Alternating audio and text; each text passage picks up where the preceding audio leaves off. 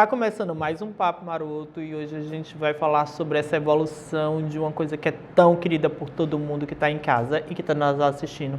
E é muito presente, é aquela característica da nossa cara regional, as quadrilhas. E hoje a gente vai falar com ela, com Gessiane Souza, ela que era bailarina contemporânea, bailarina clássica e uma das grandes estrelas da quadrilha, né? Que a gente já vê a rainha tomando forma no norte, nordeste e também nas outras regiões do país. Tudo bom, Gessiane? Tudo bem, Jade? Seja bem-vindo ao Papo Maroto. E para começar a nossa conversa, eu já queria perguntar quantos anos você está no balé, nas danças, no balé clássico, na dança contemporânea e também nas quadrilhas. Então, eu danço desde pequena, né? Desde os 9 anos. Profissionalmente, eu trabalho no Balé da Cidade já tem 11 anos, vão fazer 12 anos esse ano. E, e com quadrilha, eu acho que desde quando eu me entendo por gente, né? Porque desde as escolas que eu danço, né? Como todo bom nordestino, né? Sempre tem ali as quadrilhas nas escolas. E aí, profissionalmente também, quadrilha eu danço há 10 anos, que é nas quadrilhas mais competitivas, né? Mas tu já começou como rainha nas quadrilhas ou tu foi descobrindo que estava por esse caminho e quando viu se tornou uma das grandes referências, né? Requisitada tanto para apresentação quanto também para julgamento, porque eu vejo que você roda aí o Norte e Nordeste como também comissão julgadora, se assim eu posso dizer, né? De quadrilha. Então, e quando eu iniciei com as quadrilhas juninas, eu iniciei como uma brincante normal, né? Uma comportante normal. Depois eu comecei como noiva, nem fui logo de cara rainha, sabe? Eu sempre era muito, adorava as noivas, o vestido branco, aquela coisa toda. E depois, com o tempo, eu quis me testar nesse lugar de rainha, principalmente por conseguir, talvez, de alguma maneira, cruzar mais o que eu já fazia profissionalmente, né, que era minha profissão com dança, com as quadrilhas juninas. Então, como que eu poderia cruzar as coisas? E o cargo de rainha me dava maior liberdade, porque tinha os personagens, tinha uma movimentação mais diferente, e eu poderia ali agregar e fazer a minha personalidade, né? E a partir de 2013 foi que eu me tornei rainha. E aí de lá para cá eu não parei mais. Tipo, parei um ano em 2015, porque minha família precisava que eu voltasse a ser noiva, aí eu fui noiva. Mas aí depois daí de lá para cá mesmo só a rainha, tentando fazer esse cruzamento das danças que eu pratico fora do meio junino com as danças dos meio junino, para poder fazer esse cruzamento e formar essa personalidade, né? Esse estilo de movimentação que hoje, graças a Deus, se tornou referência para muitas meninas.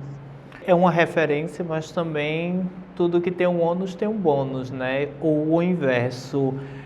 A gente sabe que também tem muito hater no mundo da quadrilha, né? As quadrilhas são organizadas, cada vez mais produzidas, mais capitalizadas, mais socialmente construídas, economicamente construídas, e eu queria entender como é que tu lida com esses haters, né? Porque assim, eu já vi nos bastidores, olhando tuas redes sociais, te acompanhando, que tem muita gente que diz que você não dança quadrilha, né? Que o teu estilo de rainha nem é uma rainha junina.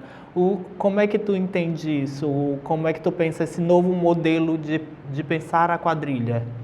Rola muito esse embate, né, que é sobre as quadrilhas tradicionais e as quadrilhas hoje estilizadas, né? Porque, tipo assim, as quadrilhas tradicionais, elas ainda existem, né? Foram como a gente começou a fazer quadrilha há muitos anos atrás, que é aquela roupa quadriculada, é aquela movimentação mais matuta, mais caipira e tudo.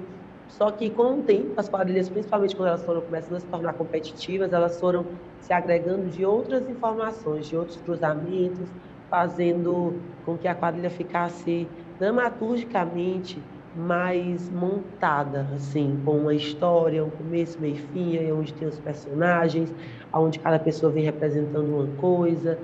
Então, isso tudo interfere em várias coisas, inclusive na movimentação, né? Então, quando eu comecei a introduzir isso, comecei a trabalhar com quadrilha estilizada e comecei a introduzir outros tipos de dança na minha dança junina, a primeiro momento veio essa chuva de hater, de críticas e de dizer que isso não era quadrilha e tal, mas num primeiro momento me chateou um pouco, né? Eu fiquei, porque a gente sente, a gente do lado de cá se sente sim abalada com as críticas que as pessoas fazem. Só que depois eu pensei assim, cara, é o seguinte, é um trabalho que está se consolidando.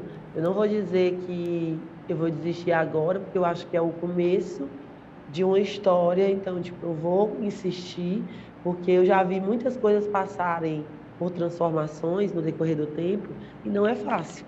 Então, não vai ser fácil para a quadrilha junina. E aí, de uns tempos para cá, eu meio que venho deixando isso um pouco de lado, de me importar com essas coisas, e tentando só fazer com que as pessoas entendam que esse foi o caminho que eu quis seguir, que a minha quadrilha quis seguir, e que não necessariamente é a verdade absoluta sobre o São João, sobre o mundo junino. Tem quadrilha de todos os estilos, tem quadrilha estilizada, tem quadrilha tradicional, tem quadrilha que só dança homem, tem quadrilha que só dança mulher, tem quadrilha que dança um trisal. Então, tipo assim, são várias formas diferentes. A forma da minha quadrilha é uma vertente só, e a minha forma de dançar também é uma vertente, as vertentes que eu estou seguindo. Se você vai ter que ir no meu caminho, você não é obrigado. Mas aí você vai para onde você acha interessante. É a minha maneira, é o meu trabalho, então, tipo assim, é um recorte de um todo, sabe? Quais as personagens que você já incorporou enquanto rainha? Porque a gente já sabe que existem agora as curvas da história dentro da quadrilha, né?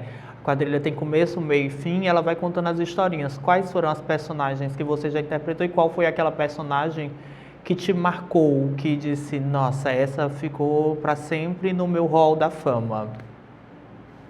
Nossa, tem muita. Porque tem as performances dentro da quadrilha, né? E tem as performances individuais também, que são os concursos que eu participo, apresentações e tal. Mas uma personagem que me marcou bastante dentro da quadrilha foi a Madalena Rojão, inclusive eu estou até com a camisa desse ano aqui, que foi em 2019.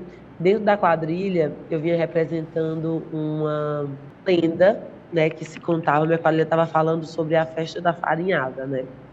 E aí a gente falava da Casa da Desmancha. E aí, na nossa história, tinha um momento que eles preparavam a farinha e tal.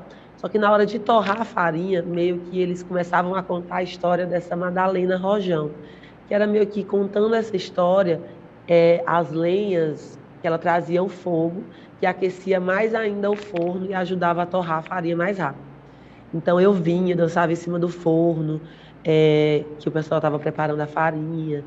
E era assim bem legal, sabe? Assim, incendiava todo o babado. Eu gostava muito e o público também adorava muito mesmo. Só que assim, uma que me marca muito, que é a que eu gosto, que assim, que realmente, se você for perguntar para mim, melhor apresentação, melhor personagem, foi o concurso que eu disputei individualmente, foi o concurso nacional de rainhas em 2019 também, que eu ganhei ele e atualmente eu sou ainda a atual rainha nacional, que eu representei um orixá que chama Nanamburuquê, né? E aí eu representei esse orixá numa apresentação solo, e essa foi uma das minhas apresentações mais marcantes, assim, mais fortes, e que vão ficar realmente marcadas, até por me trazer o título do que eu tanto sonhava, que eu já tinha ido 3 vezes para o Nacional, na terceira vez foi que eu consegui o título, e aí, com essa apresentação de Nanã, e foi a minha apresentação, assim, mais massa.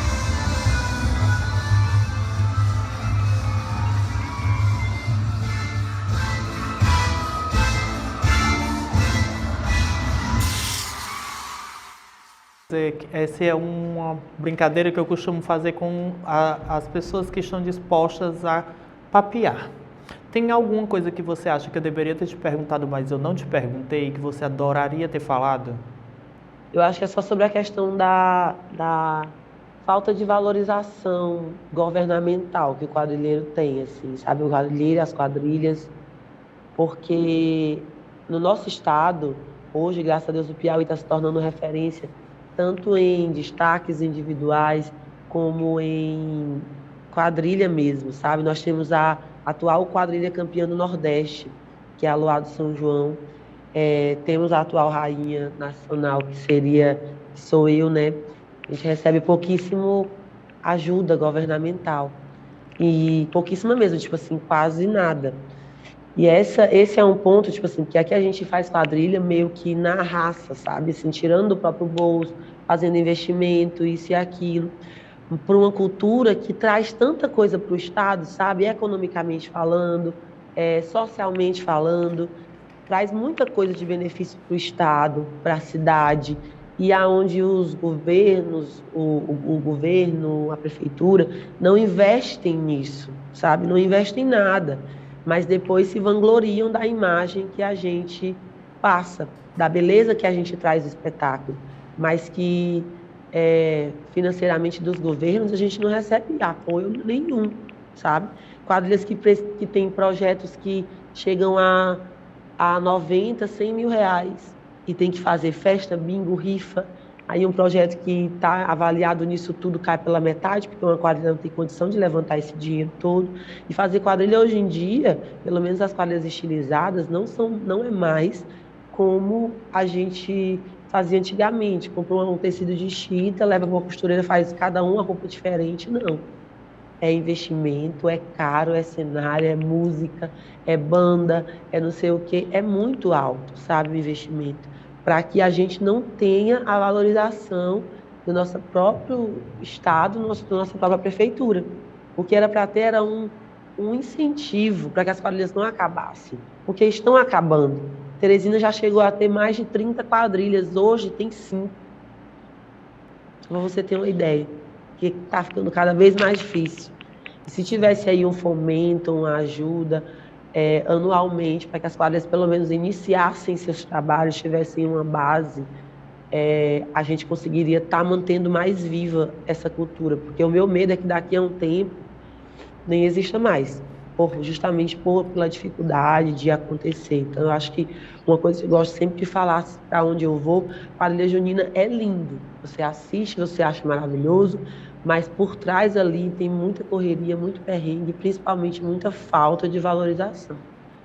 Para todo mundo que está em casa nos assistindo, fica esse convite de apoiar, além do Estado. Você que está em casa, fomente, divulgue, compartilhe, comente, cobre presença do Estado, porque o nome disso é economia criativa e que gera muito trabalho, muito emprego e, além de tudo, também faz circular o dinheiro dentro do Estado. Então, é importante que a gente entenda o processo da economia criativa e também dos processos de cultura popular, como fomentar, como manter elas vivas, porque a gente não vive só de sonho. Eu queria muito agradecer a sua entrevista e esse papo maroto, que foi incrível, mas eu já queria te pedir para que você deixasse um recado sobre projeção. O que é que a gente pode esperar, tanto da Gessiane enquanto quadrilheira, como também das quadrilhas? O que é que você pensa delas para o futuro e também da sua atuação enquanto quadrilheira, enquanto rainha? Quais são os próximos passos?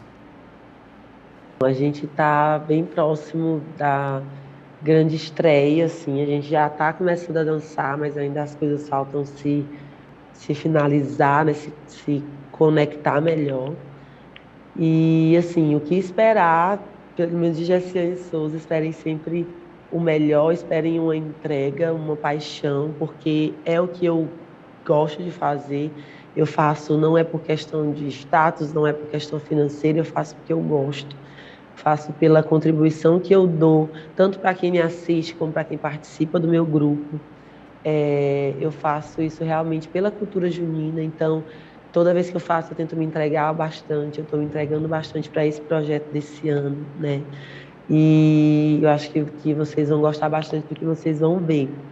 Né? E sobre as quadrilhas, eu acho também que as quadrilhas do Nordeste, principalmente as do Piauí, estão com projetos maravilhosos, principalmente porque a gente está há 2 anos sem dançar e vai ser a nossa volta para os tablados para ter essa conexão, que é disso que a gente estava com saudade, é dessa conexão, é desse calor humano que as festas juninas têm, né, por si só. Quando a gente vai para o festejo junino, já tem aquela conexão toda daquela galera que está ali numa barraquinha, assistindo uma quadrilha, dançando um forró. Então, disso a gente estava com saudade e a gente vai para o tablado com muito gosto de gás para poder batalhar e querer e fomentar ainda mais e fazer essa fogueira se acender novamente, né? Depois desses 2 anos de pandemia. E ainda estamos, mas vamos fazer acontecer agora na medida com que a gente pode, né? Com todas as precauções e tudo. Mas só muita paixão que os quadrilheiros e eu também prometemos no São João desse ano. Pois é, dessa mensagem, com essa mensagem com Madalena, que está tocando fogo aí, né, nas pistas, nas quadrilhas, que a gente encerra esse Papo Maroto agradecendo a Gessiane e também dizendo que cultive a cultura popular. A gente precisa que todo mundo esteja afinado com a cultura popular para que as quadrilhas se mantenham, para que as quadrilhas se construam enquanto potências criativas. E é com esse papo que a gente volta para o estúdio.